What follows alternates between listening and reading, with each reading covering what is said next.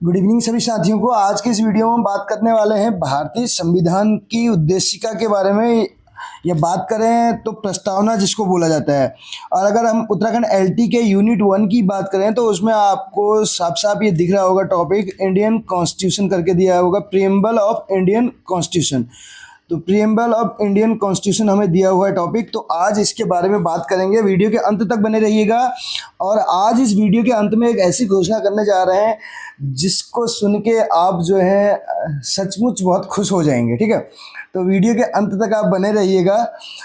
भारत का संविधान, अब अगर बात करें संविधान क्या होता है, संविधान दो वर्ड से मिलके बना है, सम और विधान। सम और विधान दो शब्दों से मिलके बनता है। ठीक है, सम और विधान। अब सम की बात करें तो सम को बोलते हैं क्या, जोड़। सम क्या होता है, जोड़ होता है, योग होता है। और विधान का मतलब है कानून, यानी कि कानून और कानूनों का एक संग्रह, एक जोड़ जो है वही क्या है, संविधान है। दो वर्ड से मिलकर बना है संविधान। ठीक है, अब बात करेंगे संविधान के बारे में।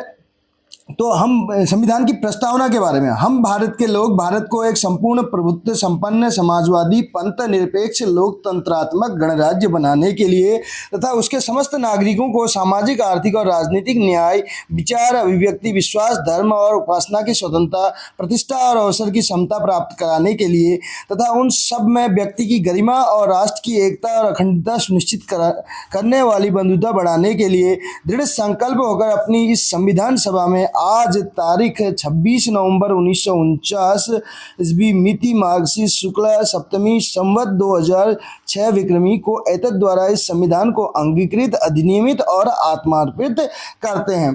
तो ये तो हमारे संविधान की जो है प्रस्तावना है।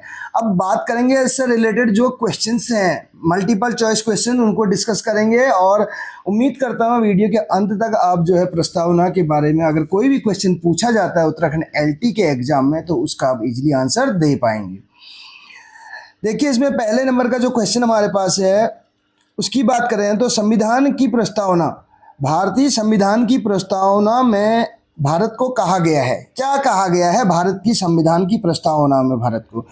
तो चार ऑप्शन हमारे पास हैं, हम सीधे सीधे करेक्ट आंसर की ओर बढ़ेंगे। तो इसमें चार ऑप्शन जो हैं आप इनको रीड कर सकते हैं। तो इसका जो करेक्ट आंसर है मैं उसकी ओर बढ़ने जा रहा हूँ यहाँ पर, और जो आंसर होगा इस क्वेश्चन का करेक्ट वो क्या हो जाएगा, ऑप्शन नंबर ए इसका करेक्ट आंसर हो जाएगा, सर्वसत्ताधारी।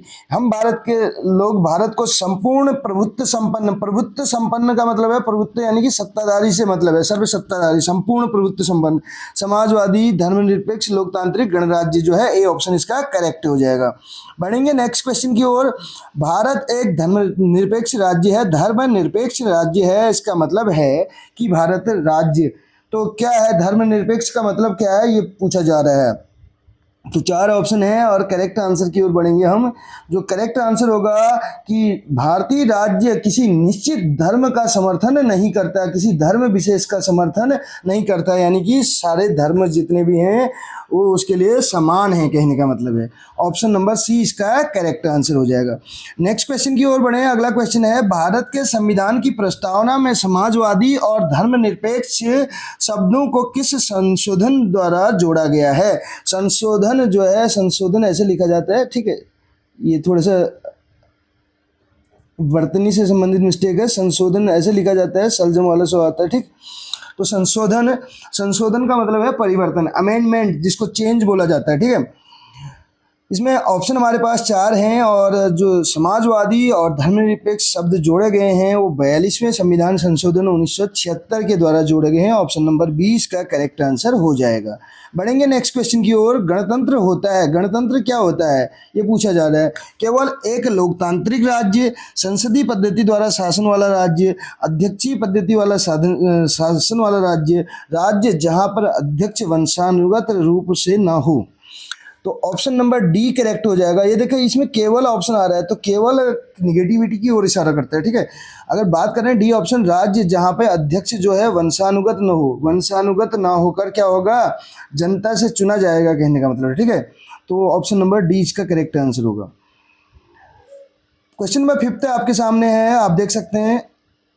5 नंबर का क्वेश्चन क्या कहते हैं, प्रस्तावना का वह प्रावधान, प्रस्तावना का वह प्रावधान जो सभी वयस्क नागरिकों को मतदान का अधिकार प्रदान करता है कहलाता है।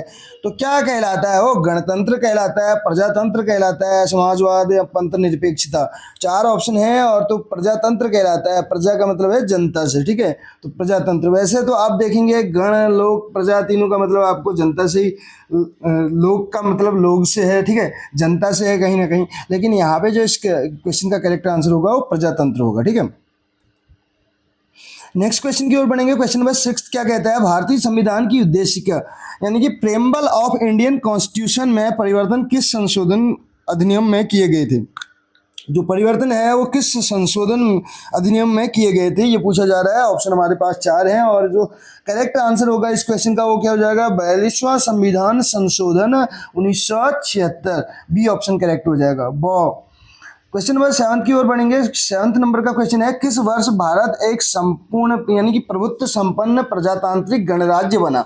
ध्यान दीजिएगा क्वेश्चन पर, किस वर्ष जो है भारत एक प्रभुत्व संपन्न प्रजातांत्रिक गणराज्य बना, ये पूछा जा रहा है। तो इसका करेक्ट आंसर क्या हो जाएगा? 1950। कब बना? 1950। क्यों? क्योंकि यहाँ से संविधान जो है बन के लागू हो गया। यहाँ पर इसका यानी कि बात करें इंडिया का खुद का अपना एक कॉन्स्टिट्यूशन बनकर जो है लागू कर दिया गया, ठीक है। तो इसीलिए प्रभुत्व संपन्न की बात चल रही है, ठीक है, प्रजातांत्रिक गणराज्य, तो 1950 से। गणतंत्र दिवस आपने सुना होगा 26 जनवरी को मनाया जाता है, इसीलिए तो यही 26 जनवरी 1950 से जो है लागू हुआ और 26 नवंबर 1949 को क्या किया गया? ये अंगीकृत हुआ यानी कि तैयार हो गया बनकर। आगे देखिए, निम्नलिखित में से किस तिथि को भारतीय संविधान लागू किया गया था? तो किस तिथि को लागू किया गया था अभी हमने बताया, तो लागू कब हुआ? 26 जनवरी 1950 से लागू हुआ, तो बी ऑप्शन इसका करेक्ट हो जाएगा। और 26 नवंबर 1949 को क्या हुआ था? ये तैयार हो गया था, ठीक है। भारतीय संविधान की प्रस्तावना, क्वेश्चन को ध्यान से पढ़िएगा। भारतीय संविधान की प्रस्तावना प्रियम्बल ऑफ इंडियन कॉन्स्टिट्यूशन में जिन आदर्शों और उद्देश्यों की रूपरेखा दी गई है उनकी आगे व्याख्या की गई है। भारतीय संविधान की जो प्रस्तावना है में जिन आदर्शों और उद्देश्यों की रूपरेखा दी गई है उनकी आगे व्याख्या किस रूप में की गई है, ये पूछा जा रहा है। मूल अधिकारों के अध्याय में, राज्य के नीति निर्देशक सिद्धांतों के अध्याय में, मूल अधिकार, राज्य के नीति निर्देशक सिद्धांत और मूल कर्तव्यों में, या संविधान के पाठ में कहीं नहीं। तो ऑप्शन नंबर सी इसका करेक्ट हो जाएगा, मूल अधिकार और राज्य के नीति निर्देशक तत्व और इसके अलावा मूल कर्तव्य। बढ़ेंगे अगले क्वेश्चन की ओर। अगला क्वेश्चन है, भारत की संप्रभुता, एकता और अखंडता को अक्षुण्ण बनाए रखने तथा उसकी रक्षा करने का प्रावधान किया गया। तो किसमें किया गया? भारत की संप्रभुता, एकता और अखंडता को अक्षुण्ण बनाए रखने तथा उसकी रक्षा करने का प्रावधान किसमें किया गया है? प्रियम्बल में किया गया है, प्रस्तावना, जिसको उद्देशिका भी कहा जाता है। इसी को भारतीय संविधान की कुंजी कहा जाता है, की ऑफ इंडियन कॉन्स्टिट्यूशन कहा जाता है। की यानी कि कुंजी कहा जाता है, ठीक है। और कहीं कहीं पे इसी को जो है भारतीय संविधान की आत्मा भी कहा जाता है। क्या कहा जाता है? सोल कहा जाता है। बस ध्यान दीजिएगा, सोल, हार्ट एंड सोल नहीं बोल रहा मैं। हार्ट एंड सोल किसको कहा जाता है? संवैधानिक उपचारों के अधिकार को कहा है, डॉक्टर BR अम्बेडकर जी ने कहा है। किसको? संवैधानिक उपचारों के अधिकार को क्या कहा है? भारतीय संविधान की हृदय और आत्मा का है। ये ध्यान दीजिएगा, आत्मा और हृदय और आत्मा में अंतर है। तो इसको कुंजी के रूप में भी इसको बताया गया है, ठीक है। नेक्स्ट क्वेश्चन जो हमारे पास है आप देख सकते हैं, निम्नलिखित कथनों में से कौन सा सत्य नहीं है? कौन सा सत्य नहीं है पूछा जा रहा है। तो मैं थोड़ा सा इसको जूम कर दे रहा हूँ ऑप्शन, ताकि हम इजीली रीड कर पाएँ। तो देखिए यहाँ पर भारतीय संविधान के लागू होने की तारीख जो है 26 नवंबर 1949 है। तो दूसरा ऑप्शन है, धर्मनिरपेक्ष शब्द 42वें संविधान संशोधन द्वारा जोड़ा गया है, ये सही है। बढ़ेंगे नेक्स्ट ऑप्शन की ओर।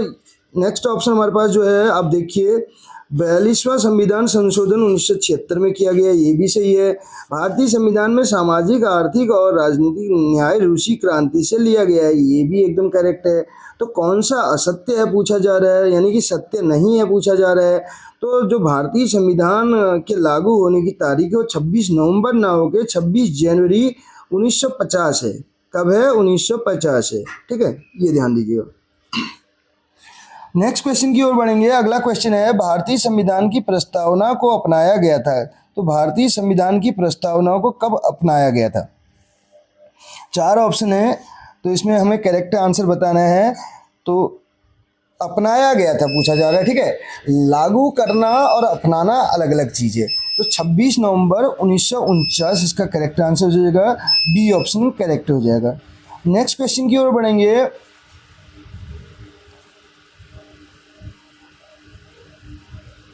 प्रस्तावना में निम्नलिखित में से कौन सा आदर्श राष्ट्र की एकता और अखंडता पर जोर देता है? कौन सा जो है आदर्श राष्ट्र की एकता और अखंडता पे जोर देता है? तो ये ब्रदरहुड, फ्रेटर्निटी यानी कि भाईचारा जिसको बोला जाता है, ये जोर देता है। ठीक है, भारतीय संविधान की प्रस्तावना इस वाक्यांश से शुरू होती है। तो कौन से वाक्यांश से शुरू होती है भारतीय संविधान की प्रस्तावना? तो हम भारत के लोग, भारत को एक संपूर्ण प्रभुत्व संपन्न, ऐसे करके स्टार्ट होती है। ये ऑप्शन करेक्ट हो जाएगा। नेक्स्ट क्वेश्चन है, किसने कहा था कि भारतीय संविधान की प्रस्तावना जो है भारतीय संविधान का मूल मंत्र है? तो भारतीय संविधान की प्रस्तावना को उसका मूल मंत्र किसने कहा था? ये कहा था अर्नेस्ट बारकर ने कहा था। ये ऑप्शन करेक्ट हो जाएगा। धर्मनिरपेक्ष का सही अर्थ क्या है, ये पूछा जा रहा है। तो धर्मनिरपेक्ष का सही अर्थ क्या हो जाएगा? सरकार द्वारा एक धर्म को बढ़ावा दिया जाता है, अल्पसंख्यकों से संबंधित धर्म को विशेष महत्व है, सरकार की नज़र में सभी धर्म समान है। तो ए ऑप्शन करेक्ट हो जाएगा। सरकार की नज़र में जो है सभी धर्म समान है। सामाजिक समानता का क्या अर्थ है? सामाजिक समानता का अर्थ है समाज के सभी वर्गों के लिए समान अवसर। अब आगे देख लीजिएगा, थोड़ा सा संविधान की प्रस्तावना के बारे में कुछ मेन पॉइंट्स दिए गए हैं। भारतीय संविधान की प्रस्तावना जो है संयुक्त राज्य अमेरिका के संविधान की प्रस्तावना से प्रेरित थी। तो ऐसा भी क्वेश्चन बन सकता है कि जो भारत के संविधान की प्रस्तावना है वो कौन से देश की संविधान की प्रस्तावना से प्रेरित थी? तो अमेरिका, संयुक्त राज्य अमेरिका। दूसरा पॉइंट है, प्रस्तावना भारतीय संविधान का एक हिस्सा है जो हमें मौलिक मूल्य और संविधान का परिचय देता है, यानी कि इंट्रोडक्शन बताता है संविधान का। प्रस्तावना में बीज शब्द हैं, तो मुख्य शब्द क्या है? संप्रभु, समाजवादी, धर्मनिरपेक्ष, लोकतांत्रिक, गणराज्य, न्याय, स्वतंत्रता, समानता और भाईचारा।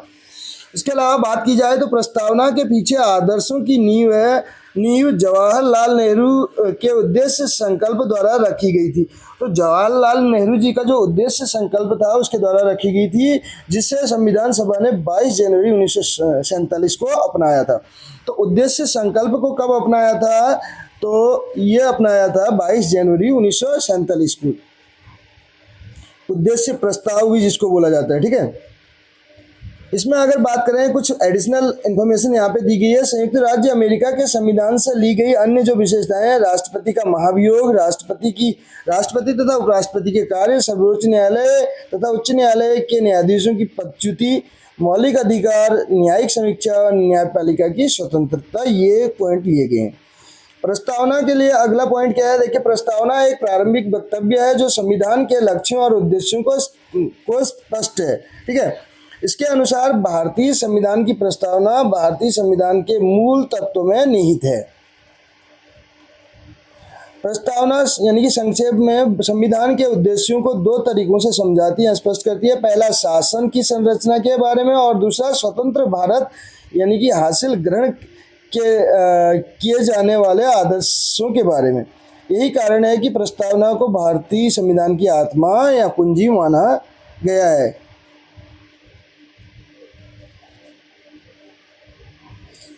अब आत्मा, प्रस्तावना संविधान की आत्मा है क्योंकि यह संविधान का जो है हिस्सा है। ये तो ठीक है। इसके अलावा देखिए, इसमें मौलिक अधिकारों की अगर बात की जाए तो मौलिक अधिकार कितने? फंडामेंटल राइट्स 6 बचे हैं। पहले 7 थे, संपत्ति के अधिकार को हटा दिया गया है। तो ये कब अनुच्छेद 12 से 35 तक हैं और इसमें भाग 3 में है मौलिक अधिकार। मौलिक अधिकार जो है कानून की अदालत में लागू करने योग्य है। दूसरा देखिए, नीति निर्देशक तत्वों की बात करें तो भाग 4 में है और 36 से 51 तक हैं। ठीक, और ये आयरलैंड के संविधान से लिए गए हैं नीति निर्देशक तत्व। नेक्स्ट अगर बात करें, अगला पॉइंट हमारे पास है, प्रस्तावना में भारत के नागरिकों के मौलिक अधिकारों को शामिल नहीं किया गया है। अब प्रस्तावना में जो है भारत के नागरिकों के जो मौलिक अधिकार हैं उनको शामिल नहीं किया गया है बोला जा रहा है। दूसरा ऑप्शन है केशवानंद भारती 1973 के ऐतिहासिक मामले में सुप्रीम कोर्ट ने कहा कि प्रस्तावना संविधान का एक हिस्सा है, इसे अनुच्छेद 368 के तहत संशोधित किया जा सकता है। तो भारतीय संविधान में जो संशोधन होता है वो किस अनुच्छेद के तहत होता है, ये भी क्वेश्चन पूछा जाता है 368 के तहत। ठीक है, संविधान संशोधन जो होता है इस शर्त के अधीन कि कोई संशोधन बुनियादी सुविधाओं के लिए नहीं किया गया। मौलिक कर्तव्य हम ऑलरेडी बता चुके हैं, जिनको फंडामेंटल ड्यूटीज बोला जाता है, तो ये भाग 4A में है। ठीक है, और 42वें संविधान संशोधन अधिनियम 1976 के माध्यम से शामिल किया गया है। वर्तमान में संविधान के अनुच्छेद 51A के तहत 11 मौलिक कर्तव्य कितने हैं, 11। पहले 10 थे, अब 11 हैं। ठीक है, अब ये बताया कि भी गया इसमें मूल रूप से कर्तव्यों की संख्या 10 थी, बाद में 86वें संविधान संशोधन 2002 के माध्यम से 11वां मौलिक कर्तव्य जोड़ा गया। स्वर्ण सिंह समिति ने जो है भारतीय संविधान में मौलिक कर्तव्यों को शामिल करने की सिफारिश की। तो कौन सी समिति है जिसने मौलिक कर्तव्यों को भारतीय संविधान में शामिल करने की सिफारिश की? स्वर्ण सिंह समिति। मौलिक कर्तव्य प्रकृति में गैर परिवर्तनीय हैं। तो ये थी जो वीडियो हम लेके आए थे भारत की प्रस्तावना, भारतीय संविधान की प्रस्तावना के बारे में। कैसी लगी आपको वीडियो ज़रूर बताएगा। रही बात जो हम बात कह रहे थे कि इम्पोर्टेंट यहाँ पे अनाउंसमेंट जो हम करने वाले थे वो क्या थी, वो है पार्ट 1 से रिलेटेड जो PDF नोट्स हैं वो आपको प्रोवाइड कर दिए जाएंगे। बशर्ते आपको क्या करना है, आपको अपने जो है सोशल मीडिया साइट्स पे जो भी आप चलाते हैं वहाँ पे 10 जगह जो है कम से कम शेयर करना है वीडियोज़ को, और उसके बाद आपको हम जो है PDF प्रोवाइड कर देंगे। उसके स्क्रीनशॉट आपको लेकिन हमें भेजने पड़ेंगे, क्योंकि हम पहले दिन से आपसे रिक्वेस्ट करते आ रहे हैं कि आप अधिक से अधिक शेयर कीजिएगा, लेकिन कुछ साथी हमारे कर रहे हैं लेकिन कुछ साथी शेयर भी नहीं करते हैं, यहाँ तक कि इवन लाइक भी नहीं करते हैं अगर वीडियो पसंद आने के बाद भी।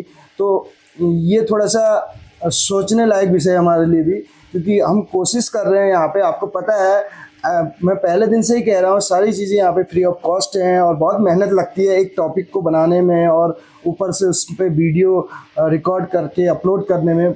यानी कि कम से कम बोलें तो 2 से 3 घंटे का समय मिनिमम लग जाता है। तो उसके बावजूद आप लोगों का सहयोग जो है पॉजिटिव नहीं मिलता है, तो बड़ा दुख होता है। Thank you so much.